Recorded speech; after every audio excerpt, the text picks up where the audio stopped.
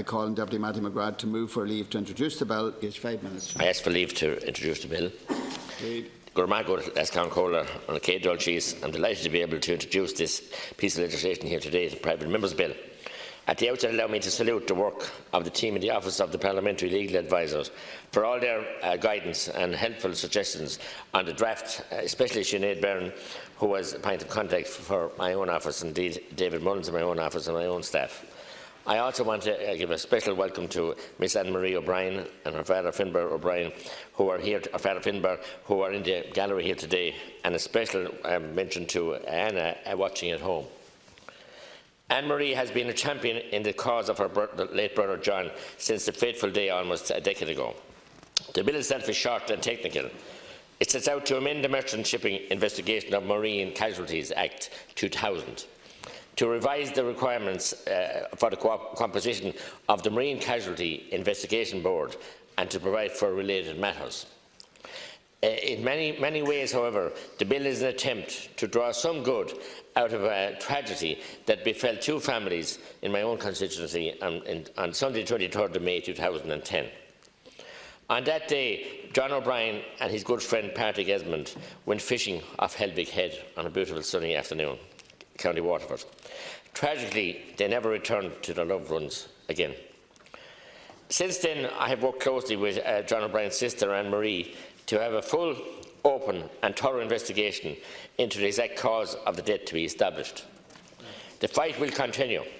What this bill seeks to do, however, is rectify the bizarre situation we have now where there is no legal obligation, none whatsoever, no legal obligation on the Minister for Transport or his agents to ensure that members of the MCIB have maritime or marine accident experience.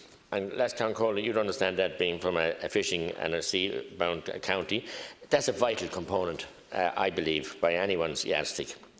This has always been a major issue with the two families who have never accepted the official outcome of the investigation into their deaths, and that's Summer's Day. If this bill is accepted and passed, then it will strengthen the onus on the Minister and his agents of the day to ensure that all qualified and suitable candidates are selected for the membership of the board of the MCIB.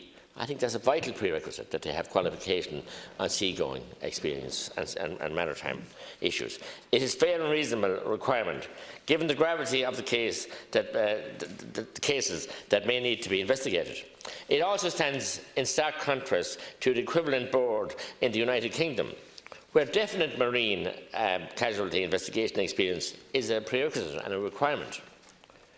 We must have a similar situation in operation in this jurisdiction here in order to protect the integrity of the process and to ensure that no stone will be left unturned for the loved ones left behind in cases involving marine accidents and with fatalities. And they do happen, unfortunately, in tragedy, but we need to have the fullest possible investigation and with the fullest possible expertise on this board, which sadly we don't have. Finally, I want to extend my heartfelt admiration to both families, the O'Brien and Esmonds, who have persisted in their campaign for almost a decade now to get answers. And it's so harrowing. In particular, I want to mention John's sister Anne-Marie, who is with us here today with her dad, who has never given up the fight for justice and who looks after late John's children every second weekend, and is a great source of strength. Young families left without a dad and no proper answers.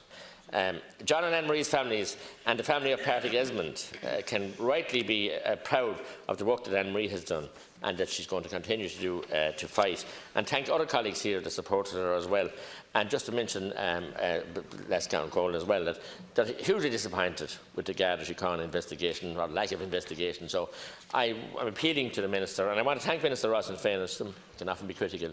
He did visit Anne-Marie in her home and did listen a listening ear and is interested in having changes made here as well. So I certainly hope that this bill can be accepted by the government and indeed can be dealt with sensitively and appropriately. And I too want to welcome the Killarney family here today also. Thank you.